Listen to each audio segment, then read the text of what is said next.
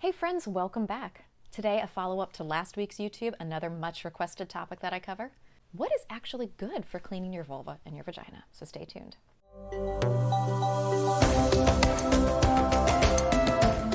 This one's really easy because it's so simple. And if you want to go back and watch last week's YouTube to see what you should be avoiding, just click up here and that'll take you right there. Okay, this one's super simple. When it comes to cleaning your vagina, which is the inside part, the answer is nothing. Nope, nothing. Nothing. Nope. Still nothing. Seriously, the vagina is a self-cleaning oven. That's like my mantra. And if I had any tattoos, like that would probably be the one I get. That's a weird thing to say. Same thing with the vulva. You can just use water to cleanse your vulva. And I know for some of you, when I've said that on Instagram before, you have not believed me. You have said there is no way that that would work for you. And I hear you, especially if you're very athletic or if you tend to sweat a lot in between the legs, like I get it. But it's absolutely okay to just use water if that works for you. Because remember, vulvas and vaginas are supposed to smell like vulvas and vaginas.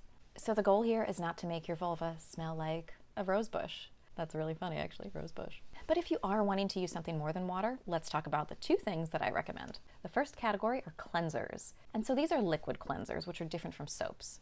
I like cleansers more than soaps. Why is that? The pH, or how acidic cleansers are, more closely resembles the pH of your vulva. It means it's more sensitive if it matches the pH of your vulva. And more sensitive things are good for the vulva. How many times do you think I'll say vulva in this YouTube? Okay, so there's quite a few different brands of cleansers that I like. Note how none of them are made by the feminine hygiene industry. Even if they did make a good cleanser, I wouldn't support it because I will not support companies that profit off of shame. So here are some cleansers that I like. Vanicream is a great one, as are Cetaphil and CeraVe and Eucerin. These are all scent-free, fragrance-free, essential oil-free cleansers. Less is more. Remember, that's our mantra for the vulva.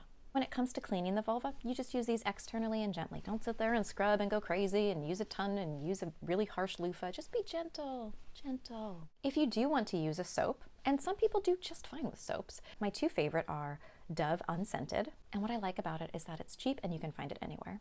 Also Dr. Bronner. So this is a liquid soap. But I'm talking about the unscented version. Do not get the peppermint one. You will make that mistake only one time. Both of these are soaps, so they may be a little less well tolerated by some people, but others do just fine.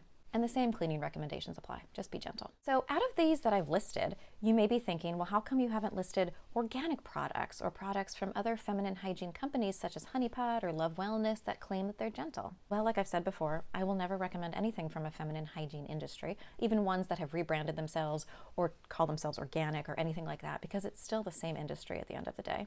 And secondly, lots of them have essential oils in them, and essential oils are not good for your vulva. They smell great, and I'm not against essential oils for, making your house smell good, but your vulva doesn't need it. I do want to point something out. Just because I have recommended or I have named some of these brands doesn't mean that it's going to work wonderfully for you.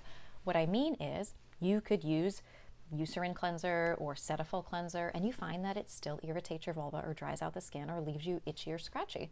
That means for you, those products aren't good. So when it comes to sensitivities, everybody's individual. And you can use a product for years and then one day it starts to cause a reaction. So just because something works well now doesn't mean it always will. So just keep an open mind.